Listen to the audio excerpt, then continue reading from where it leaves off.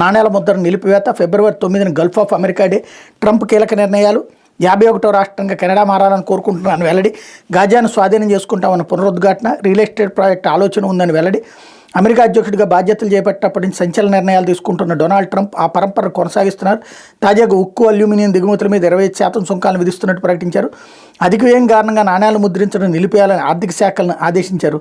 ఫిబ్రవరి 9వ తేదీన Gulf of America డేగా ప్రకటించారు. ఈ కెనడాను 51వ రాష్ట్రంగా బలంగా కోరుకుంటున్నానని స్పష్టం చేశారు. దీంతోపాటు గాజాను ఖాళీ చేయించే విషయంలో, దాన్ని స్వాధీనం చేసుకునే విషయంలో సీరియస్గానే ఉన్నానని వివరించారు. అమెరికా దిగుమతి చేసుకునే ఉక్కు, అల్యూమినియంపై 25% సుంకాలను విధిస్తున్నామని ట్రంప్ ప్రకటించారు.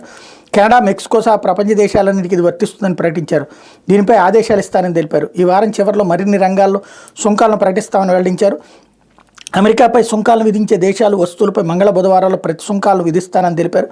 వారు మన ఉత్పత్తులపై 130% సుంకాలు విధిస్తుంటే మనమేమీ విధించకపోవడం సరికాదని ఆదివారం ట్రంప్ వ్యాఖ్యానించారన్నట్టు వార్తని హైలైట్ చేశారు. లేకపోతే లంపీ స్కిన్